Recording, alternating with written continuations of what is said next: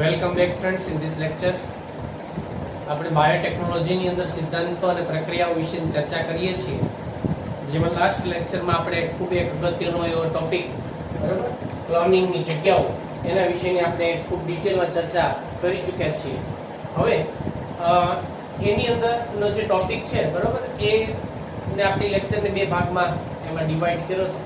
એટલે જે એમાંનો જે ટોપિક છે થોડો ઘણો બાકી, જેને આપણે નિવેશની નિષ્ક્રિયતા તરીકે એમાં કઈ રીતે કરી શકાય છે, એમાં ઓળખ પુનઃસંયોજિત અને બિન પુનઃસંયોજિતની, એ આપણે એની અંદર ઓળખીશું.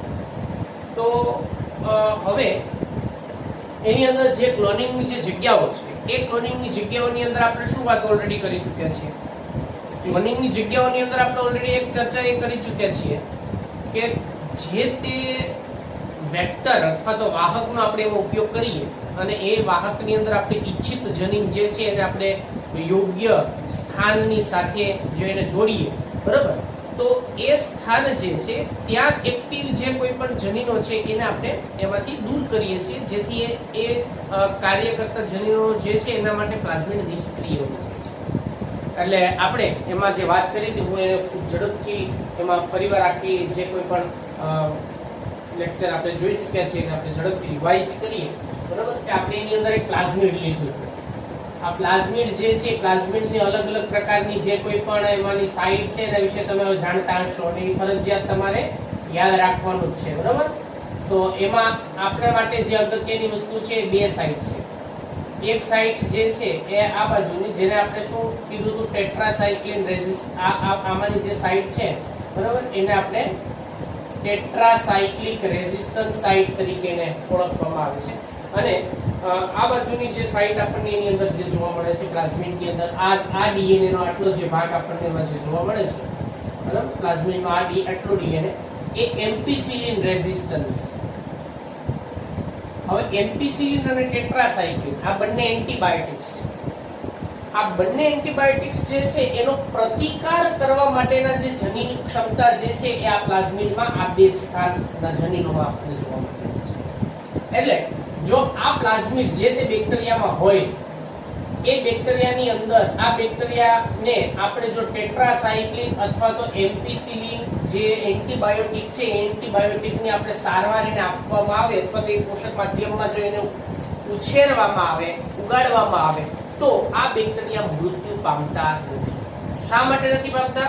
કારણ કે એની પાસે એવા જનીનો છે કે જે જનીનો કયા ટેટ્રાસાયક્લિન રેઝિસ્ટન્સ માટેનો આ જેટલું જનીન અને એમ્પિસિલિન માટેનો આ જેટલું જનીન છે, એ જનીનો જે અવરોધન કરવામાં મદદ કરે છે, એટલે આપણે એને અવરોધન જનીન તરીકે ઓળખવામાં આવે છે. તો અહીંયા ટેટ્રાસાયક્લિન રેઝિસ્ટન્સની અંદર આપણે બે ઓલરેડી વાત એની અંદર જોઈ ચૂક્યા છે. તમે બધા જાણો છો કે બે સાઇટ છે એની અંદર, બરાબર. એમાં બે રિસ્ટ્રિક્શન ઉત્સેચકો જે છે એમાં એ સ્થાનેથી એને દૂર કરતા હોય છે. એક જેમાં આપણે નામ આપ્યું હતું BAM-H1 અને બીજી જે એમાંની જે છે જેને આપણે કીધું હતું SALL1. હવે એમાં આપણે શું વાત કરી હતી કે આ જે પ્લાઝમિડ છે, એ પ્લાઝમિડને આપણે બેક્ટેરિયમ દાખલ કરવાનું છે, બરાબર, અને એના આધારે આપણે એને ઈચ્છિત જનીન જોડીને બેક્ટેરિયાઓ દાખલ કરીએ અને પછી એની આપણે ક્લોનિંગ કરી શકીએ છીએ, એટલે કે એની બધું એમાંની જે નકલો છે તૈયાર કરી શકીએ છીએ. તો આપણે શું એમાં આખી વાત જોઈ ચૂક્યા છે કે BAM-H1 જે છે એ એમાંનું જે રિસ્ટ્રિક્શન ઉત્સેચક જે સ્થાન ઉપરનો જે અહીંયા ટેટ્રાસાયક્લિન રેઝિસ્ટન્સનું જે જનીન છે એને આપણે BAM-H1 સ્થાનથી એને દૂર કરીએ છીએ. તો આપણે એને કોની ટ્રીટમેન્ટ આપી છે? તો કે રિસ્ટ્રિક્શન ઉત્સેચક. તો હવે એને આપણે રિસ્ટ્રિક્શન ઉત્સેચકની સારવાર આપી, તમને યાદ હશે, બરાબર, રિસ્ટ્રિક્શન ઉત્સેચક. આને જો રિસ્ટ્રિક્શન ઉત્સેચકની સારવાર આપવામાં આવે તો કયા સ્થાને? BAM-H1, બરાબર, ત્યાંથી આપણે ટેટ્રાસાયક્લિન રેઝિસ્ટન્સ જે છે એની અંદર જનીન જે છે, જનીનનો ભાગ દૂર કરીએ છીએ. તો ટેટ્રાસાયક્લિન રેઝિસ્ટન્સ જે છે ત્યાંથી આપણે BAM-H1 સાઇટ, એટલે આટલો જે જનીનનો ભાગ છે એને આપણે અહીંયાથી દૂર કરીએ છીએ અને એના પરિણામે ત્યાં આપણે ચીપકુ છેડા જે છે એનું નિર્માણ થાય છે, બરાબર. આ આપણે જાણીએ છીએ. અહીંયાથી આપણે દૂર કરી નાખીએ છીએ. એનો અર્થ એ થાય કે ટેટ્રાસાયક્લિન રેઝિસ્ટન્સ જે છે એ ટેટ્રાસાયક્લિન રેઝિસ્ટન્સ ધરાવતું જે આ ડીએનએ હતું, બરાબર, એમાંનું જે આ ડીએનએ હતું એ ડીએનએ ને આપણે ત્યાંથી દૂર કરી નાખ્યું છે. તો હવે આ પ્લાઝમિડ ટેટ્રાસાયક્લિન માટેનું અવરોધન દર્શાવતા નથી, કારણ કે આપણે એના માટેનું જવાબદાર જે ડીએનએ છે એ ડીએનએ ને એમાંથી શું કર્યું છે? દૂર કર્યું છે. તો એને દૂર કરવામાં આવે તો આ પ્લાઝમિડ જે છે ટેટ્રાસાયક્લિનનો અવરોધન દર્શાવતા નથી, માત્ર ને માત્ર કોનું અવરોધન દર્શાવે છે? એમ્પિસિલિનનું અવરોધન દર્શાવે છે, બરાબર, ટેટ્રાસાયક્લિનનું દર્શાવતા નથી. આટલી વસ્તુ ક્લિયર બધાને? હવે પછી આપણે આ જે ભાગ છે એના સ્થાને આપણે આપણું જે ઈચ્છિત જનીન છે, આપણું જે ઈચ્છિત જનીન, બરાબર, ડિઝાયર જીન, એને આપણે અહીંયા જોડીએ છીએ. તો આ હવે આપણે લાઇગેઝનો ઉપયોગ કરી અને ઈચ્છિત જનીનને અહીંયા જોડી દીધું છે. તો આ છે આપણું ઈચ્છિત જનીન. રેડી? તો હવે આ ઈચ્છિત જનીન જે છે, તો આ જે આખું પ્લાઝમિડ થઈ ગયું એ કેવું થઈ ગયું? તો કે આરડીએનએ થઈ ગયું. આરડીએનએ એટલે રીકોમ્બિનન્ટ ડીએનએ થઈ ગયું છે. પણ હવે આપણે ચેક કરવાનું છે કે વાસ્તવિક રીતે પ્લાઝમિડમાં આપણું ઈચ્છિત જનીન જોડાણું છે. આ એક ઓપ્શન. બીજો ઓપ્શન, બીજી શક્યતા, બેક્ટેરિયામાં એ જે પ્લાઝમિડ છે પ્લાઝમિડ દાખલ થયું છે. આ બે બાબત આપણે ચેક કરવાની છે. તો સૌથી પહેલા આપણે શું કરશું? તો સૌથી પહેલા આપણે એનું બેક્ટેરિયા જે છે બેક્ટેરિયાની અંદરના ત્રણ બાબતો આપણને એમાં ધ્યાનમાં આવે છે. ત્રણ બાબત ધ્યાનમાં આવે છે. સૌથી પહેલું આપણે પહેલા એમાં મુખ્ય બે બાબતો જે છે એના વિશેની જ વાત કરીએ. મુખ્ય બે બાબતો એની પર આપણે ધ્યાનમાં લઈએ. તો બેક્ટેરિયામાં, બરાબર, ઈ કોલાઈ બેક્ટેરિયા જે છે ઈ બેક્ટેરિયામાં જો જનીન દાખલ કરવામાં આવે, પ્લાઝમિડ દાખલ કરવામાં આવે તો બે બાબત. એક તો એ દાખલ થાય, બરાબર, દાખલ થાય પછી એ પ્લાઝમિડ આરડીએનએ વાળું હોય તો વોટેવર કોઈ પણ પ્લાઝમિડ દાખલ થયું તો એને આપણે શું કીધું? તો પરિવર્તન. જે પરિવર્તનીય બેક્ટેરિયા છે કે જે આપણે એમાં પ્લાઝમિડ દાખલ થાય છે એને આપણે પરિવર્તનીય એવું કીધું. અને પ્લાઝમિડ જેમાં દાખલ જ નથી થતું એને આપણે શું કીધું હતું? તો કે અપરિવર્તનીય અથવા બિન પરિવર્તનીય. એટલે બે ઓપ્શન છે. પ્લાઝમિડ દાખલ થાય, બરાબર, તો પરિવર્તનીય એટલે કે બેક્ટેરિયામાં પ્લાઝમિડ દાખલ થાય, બેક્ટેરિયામાં એ પ્લાઝમિડ જે છે એ પ્લાઝમિડ દાખલ થાય તો એ પરિવર્તનીય. અને ન થાય, જો દાખલ ન થાય અને જે બેક્ટેરિયામાં જે પ્લાઝમિડ હોય પોતાનું એને એ જ હોય તો એને આપણે શું કીધું? અપરિવર્તનીય અથવા બિન પરિવર્તનીય. હવે આપણે જાણવું કઈ રીતે કે ભાઈ એમાં પ્લાઝમિડ જે છે એ પ્લાઝમિડ એમાં દાખલ થયું છે કે નહીં? આ પ્લાઝમિડ કોઈ પણ વોટેવર પ્લાઝમિડ દાખલ થયું છે કે નહીં? તો એના માટે આપણે એને એમ્પિસિલિન ના પોષક માધ્યમ જે છે એમ્પિસિલિન યુક્ત પોષક માધ્યમમાં આપણે એને મૂકવામાં આવે છે. કોને? બેક્ટેરિયાને. ધ્યાન આપજો. હવે આ વસ્તુને ચેક કરવા માટે આપણે એને એમ્પિસિલિન જે છે એમ્પિસિલિનના પોષક માધ્યમમાં એને મૂકવામાં આવે છે. એમ્પિસિલિન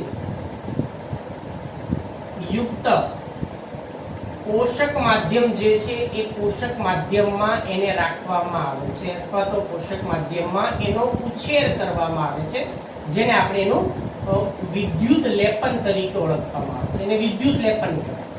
એટલે એ પેટ્રી ડીશ ઉપર આપણે એને બેક્ટેરિયા જે છે બેક્ટેરિયાને આપણે એમાં ઉછેરીએ છીએ, પણ એ માધ્યમમાં શું આપણે નાખી દીધેલું છે? એમ્પિસિલિન. શું છે આ? એન્ટીબાયોટિક. હવે ધ્યાન આપજો ખાસ. જો બેક્ટેરિયામાં, જો આ બેક્ટેરિયાની અંદર આપણું પ્લાઝમિડ જે છે કે જેની અંદર કઈ ક્ષમતા છે? એમ્પિસિલિન રેઝિસ્ટન્સની ક્ષમતા છે. અહીં આપણે એમ્પિસિલિન રેઝિસ્ટન્સ તો છે જ, બરાબર. જો એ પ્લાઝમિડ જે છે એમ્પિસિલિન રેઝિસ્ટન્સ યુક્ત પ્લાઝમિડ હશે તો આ બેક્ટેરિયા કેવા થશે? જીવિત રહેશે. શા માટે? કેમ કે એ અહીંયા આપણે શું છે બેક્ટેરિયાની અંદર પ્લાઝમિડમાં એમ્પિસિલિન રેઝિસ્ટન્સ છે. એટલે આપણું પ્લાઝમિડ જો બેક્ટેરિયામાં આવ્યું હશે તો એ જીવિત રહેશે. આ બેક્ટેરિયા જે છે એ જીવંત રહે છે. જો જીવંત રહે બેક્ટેરિયા અને એની વસાહત મળે આપણને તો એ કેવા કહેવાશે? પરિવર્તન. જો બેક્ટેરિયા આપણે ઈચ્છિત પ્લાઝમિડ જે છે આપણું ઈચ્છિત પ્લાઝમિડ કે જેની અંદર એમ્પિસિલિન રેઝિસ્ટન્સ એમાં છે એ પ્લાઝમિડ આની અંદર નથી દાખલ થયું, એટલે આનું જે ઓરિજિનલ પ્લાઝમિડ જે છે એને એ જ છે, બરાબર. એમાં આપણું પ્લાઝમિડ દાખલ થયો નથી, તો આને આપણે કેવા કહેશું? આને તો એ શું થાય છે? આનો ઉછેર કરવામાં આવે તો એ મૃત્યુ પામે છે. શા માટે મૃત્યુ પામે છે? કારણ કે એની પાસે એમ્પિસિલિન જે છે, એમ્પિસિલિન નો પ્રતિરોધક કરવા માટેના જનીન એની પાસે છે નહીં, એટલે એ મૃત્યુ પામે છે. ઓકે, તો અહીંયા આપણે જે પ્લાઝમિડ દાખલ થયું છે એવું બેક્ટેરિયાની વસાહત આપણને પ્રાપ્ત થઈ ગઈ. ક્લિયર આટલી વસ્તુ બધાને? બરાબર ને? ઓકે, હવે આપણે જોઈએ છીએ આ પ્રકારનું પ્લાઝમિડ દાખલ થયેલું બેક્ટેરિયા, બરાબર. આ તો આપણને મળી ગયું ભાઈ, પ્લાઝમિડમાં એમ્પિસિલિન છે, રેઝિસ્ટન્સ તો આમાંય છે ને આમાંય છે, પણ આપણું ઇચ્છિત જનીન ધરાવતું પ્લાઝમિડ કયા બેક્ટેરિયામાં છે એ હવે આપણે જાણવાનું છે. તો એ જાણવા માટે આપણે જે કોઈ પણ આ જીવંત રહેલા જે બેક્ટેરિયા છે, કયા બેક્ટેરિયા છે? પરિવર્તિત બેક્ટેરિયા. એ બેક્ટેરિયાને હવે આપણે કોની સારવાર આપશું? ટેટ્રાસાયક્લિનની સારવાર આપશું. હવે એને આપણે ટેટ્રાસાયક્લિનની સારવાર આપવામાં આવે છે. પણ એના પહેલા આ બેક્ટેરિયા જે છે એ બેક્ટેરિયાની કોલોનીની ડુપ્લિકેટ પ્લેટ તૈયાર કરવામાં આવે છે. ડુપ્લિકેટ પ્લેટ એટલે શું? હવે સમજાવો. ડુપ્લિકેટ પ્લેટ કઈ રીતે તૈયાર કરી શકાય? ડુપ્લિકેટ પ્લેટ, ધારો કે આપણી પાસે આ એક પેટ્રી ડીશ છે, બરાબર. આ એક પેટ્રી ડીશ જે છે, પેટ્રી ડીશ ની અંદર આ એક પેટ્રી ડીશ છે. આ પેટ્રી ડીશમાં આપણને અહીંયા એક બેક્ટેરિયાની વસાહત પ્રાપ્ત થઈ છે. આ બધી બેક્ટેરિયાની વસાહત જીવિત મળી છે, મતલબ કે આ બેક્ટેરિયા કેવા છે? પરિવર્તિત છે. પણ હવે એમાંથી આપણે પુનઃસંયોજિત મેળવવાના છે, બરાબર. તો હવે આ બેક્ટેરિયા જે છે ને એની સેમ ટુ સેમ બીજી એની કોલોની જે સ્થાને છે એવી જ કોલોની ધરાવતી બીજી પ્લેટ આપણે તૈયાર કરશું. તો એને શું કરવાનું? એના માટે આ જે પેટ્રી ડીશ જે છે ને એ ખુલ્લી હોય, એ ખુલ્લી પેટ્રી ડીશ જે છે એના ઉપર આપણે એમાં એક સ્પેશિયલ ક્લોથ આવે છે, એ ક્લોથ કપડું, બરાબર. એ કપડું એના ઉપર રાખવામાં આવે, અથવા ઘણા પેપર પણ રાખે છે, બરાબર. ઘણા જે છે એમાંનું કોઈ પટલ હોય, મેમ્બ્રેન અથવા તો કાપડનો ઉપયોગ કરે છે સામાન્ય. એ કાપડ એમાં ઢાંકી દેવામાં આવે, એટલે શું થાય કે બેક્ટેરિયાની કોલોની જ્યાં છે ત્યાંથી બેક્ટેરિયાનો જે કોઈ પણ ભાગ છે એ એની સાથે ચોંટી જશે.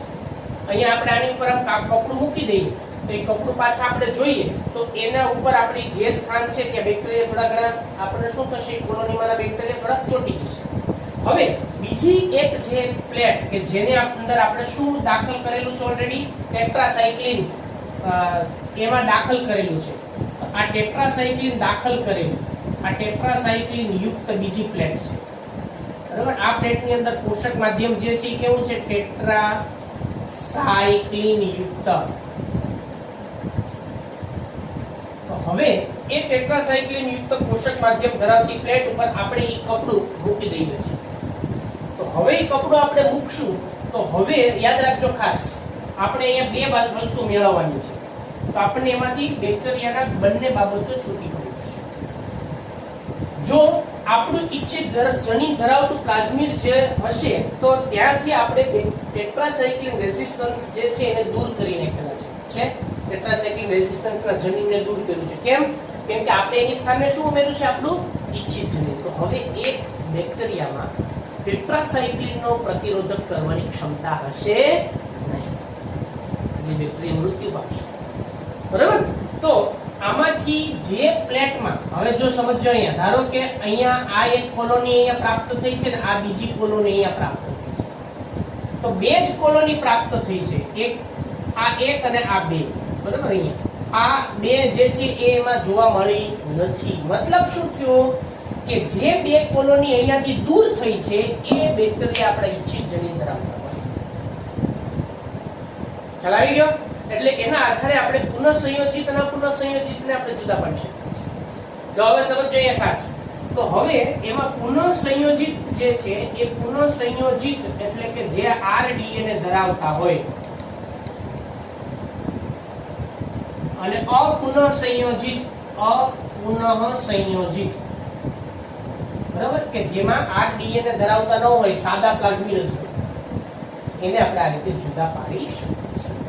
તો કયા જે મૃત્યુ પામશે, બરાબર, જે મૃત્યુ પામ્યા હતા આમાંથી કઈ કોલોની દૂર થઈ, એમાંથી તો આ એક કોલોની દૂર થઈ ને આ બીજી કોલોની દૂર થઈ, જે અહીંયા નથી જોવા મળી. એનો અર્થ કે આ પેટ્રી ડીશમાં આ જે બે બેક્ટેરિયાની વસાહત છે એ બેક્ટેરિયાની વસાહત જે આપણો ઈચ્છિત જનીન ધરાવતા પ્લાઝમિડ યુક્ત બેક્ટેરિયા છે. કારણ કે આપણે એમાંથી ટેટ્રાસાયક્લિન રેઝિસ્ટન્સને શું કર્યો છે, દૂર કર્યો છે, અને એની જગ્યાએ આપણે ઈચ્છિત જનીન જોયું છે. તે બેક્ટેરિયા ટેટ્રાસાયક્લિનનું અવરોધન કરતા નથી, એટલા માટે મૃત્યુ પામ્યા છે. એટલે મળી ગયું આપણે શું જોતું તો આપણા પુનઃસંયોજિત ડીએનએ આ રીતે મેળવવામાં આવે છે. હવે એના માટેની એક બીજી પદ્ધતિ જે છે એને આપણે નિવેશી નિષ્ક્રિયતા તરીકે ઓળખી શકાય. આ નિવેશી નિષ્ક્રિયતા જે છે એના વિશેની આપણે વાત કરીએ.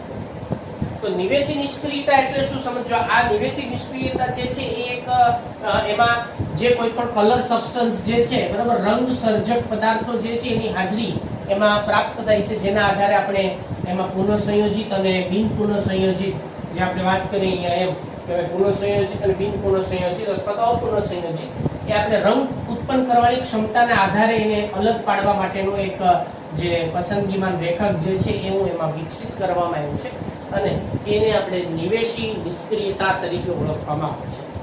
હવે આ નિવેશી નિષ્ક્રિયતા જે છે એના માટે આપણે બીટા ગેલેક્ટોસાઇડેઝ નામનો ઉત્સેચક જે છે અહીંયા એના માટેનું જે જવાબદાર જનીન છે એને આપણે અહીંયા લેશું. બરોબર, શું બીટા ગેલેક્ટોસાઇડેઝ આ એક ઉત્સેચક છે. હવે ધ્યાનથી સમજો, ખૂબ ઈઝી પ્રક્રિયા છે આ. બરાબર, આની અંદર પણ આના જેવી જ આ પ્રક્રિયા પણ આપણને એક એક્સપેરિમેન્ટ છે, પ્રયોગ જ છે, જેમાં માત્ર આપણે બેક્ટેરિયાની જે એમાં વસાહત મળે છે એ કલર ધરાવતી હોય ને કલર ધરાવતી ન હોય એના આધારે આપણે એમાં એને પસંદ કરવાની છે. તો સૌથી પહેલા તો જે કોઈ પણ બેક્ટેરિયા છે બેક્ટેરિયાની અંદર આપણે જે પ્લાઝમિડ છે અહીંયા આપણે વાત કરીએ કે આ પ્લાઝમિડ છે. આ પ્લાઝમિડમાં એવા એક ચોક્કસ પ્રકારનો એવું એક ડીએનએ છે, પ્લાઝમિડમાં એવા ડીએનએ ની સિક્વન્સ છે કે જે સિક્વન્સ કયા ઉત્સેચકનું નિર્માણ કરે છે, તો બીટા ગેલેક્ટોસાઇડેઝ જે છે એનું નિર્માણ કરે છે, નિર્માણ કરતા જનીન. બરાબર, એ અહીંયા આવેલા છે. હવે બીટા ગેલેક્ટોસાઇડેઝ જે છે જો એ બેક્ટેરિયાની અંદર એક્ટિવેટ હોય, સક્રિય હોય, તો બીટા ગેલેક્ટોસાઇડેઝ જે છે એની અંદર એક ભૂરો રંગ આપે છે. તો બેક્ટેરિયાની જે વસાહત પેટ્રી ડીશમાં દેખાય ને કેવા રંગની હોય, ભૂરા રંગની દેખાય. બરાબર, એટલે બીટા ગેલેક્ટોસાઇડેઝ માટેની આપણે કઈ વાત કરી છે અહીંયા કે રંગ સર્જક પદાર્થો જે છે, રંગ સર્જક પદાર્થોની મદદ વડે આપણે એમાં ઓળખવાનું છે કે પુનઃસંયોજિત છે કે બિન પુનઃસંયોજિત છે.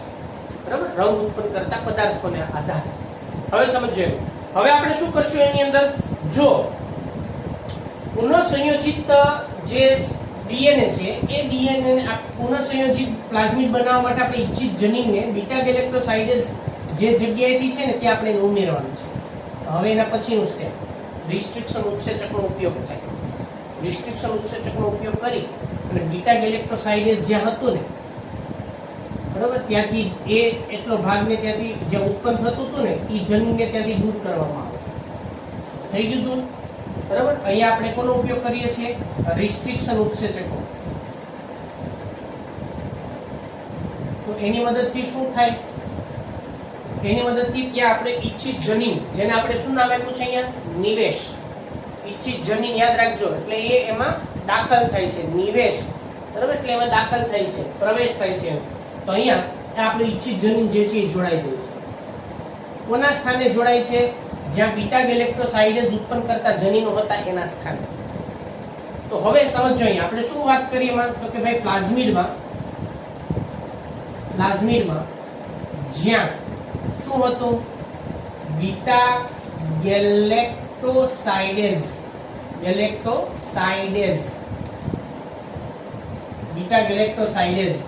ઉત્સેચક ઉત્પન્ન કરતા જનીનો ના સ્થાને ઈચ્છિત જનીન, જેને આપણે શું નામ આપ્યું છે, નિવેશી જનીન. બરાબર, એ દાખલ થાય છે. હવે તમે એક વસ્તુ વિચારો કે જો એ દાખલ થાય તો બીટા ગેલેક્ટોસાઇડેઝ એની અંદર એક્ટિવેટ થાય નહીં. કેમ કે એની સ્થાને આપણે શું જોડી દીધું છે? આપણું ઈચ્છિત જનીન. જેમ અહીંયા આપણે કોના સ્થાને જોડ્યું હતું? ટેટ્રાસાઇક્લિન રેઝિસ્ટન્સના સ્થાને. એમ અહીંયા કોના સ્થાને જોડ્યું છે? બીટા ગેલેક્ટોસાઇડેઝ ઉત્પન્ન કરતા જનીન જે છે એના સ્થાને. હવે જો એ જોડાઈ જાય, બરાબર, તો આ બેક્ટેરિયા જે છે એ જોડાઈ જાય પછી આપણી બેક્ટેરિયામાં એને દાખલ કરવામાં આવે, બરાબર. એટલે આ છે આપણું ઈચ્છિત જનીન. સમજો, ઈચ્છિત જનીન. હવે એને બેક્ટેરિયામાં દાખલ કરવામાં આવે છે, બરાબર. આ બેક્ટેરિયા છે. હવે આ બેક્ટેરિયામાં દાખલ કરતા આ બેક્ટેરિયા, બરાબર, એ જે કોલોની બનાવશે, જે પેટ્રી ડિશમાં જે જગ્યાએ એ આપણને બેક્ટેરિયા જોવા મળશે, એ બેક્ટેરિયા કોઈ પણ પ્રકારનો રંગ ધરાવતા હશે નહીં. જો એની અંદર નિવેશ ન પ્રવેશે તો જ ભૂરો રંગ દેખાય, કેમ કે ભૂરો રંગ ઉત્પન્ન કોણ કરે? બીટા ગેલેક્ટોસાઇડેઝ. એટલે દાખલ કરતા એમાં આપણને ક્યાંય કોઈ પણ પ્રકારનો ભૂરો રંગ ધરાવતી વસાહત જે છે એ વસાહત જોવા મળતી નથી. એનો અર્થ શું થયો? કે આ અહીંયા આપણે કોના આધારે વાત કરી હતી? એન્ટીબાયોટિકના અવરોધનથી. અહીંયા આપણે કોની વાત કરી છે? તો કે નિવેશ જે છે એટલે કે રંગ સર્જક પદાર્થોની વાત કરી. બીજું કશું જ નહીં. બે એક જ વસ્તુ છે, પણ અહીંયા આપણે ટેટ્રાસાઇક્લિન ને એમ્પિસિલિન નો ઉપયોગ કર્યો હતો, જ્યારે અહીંયા આપણે બીટા ગેલેક્ટોસાઇડેઝ ઉત્સેચક છે એનો ઉપયોગ કર્યો છે. બાકી હવે બીજું કશું. હવે ધારો કે જો એ નિવેશ ન પામે તો બીજો ઓપ્શન એવું પણ હોય ને કે ભાઈ એ અપુનઃ સંયોજિત પણ રહી શકે છે, તો શું થાય?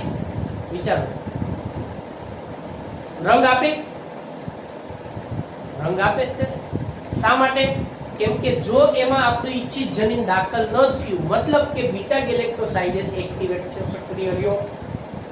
તો બીટા ગેલેક્ટોસાઇડેઝ સક્રિય હોય તો એ કેવો રંગ આપે છે? ભૂરો રંગની વસાહતનો નિર્માણ કરે છે, બરાબર. એટલે બીજો ઓપ્શન છે અહીંયાનો,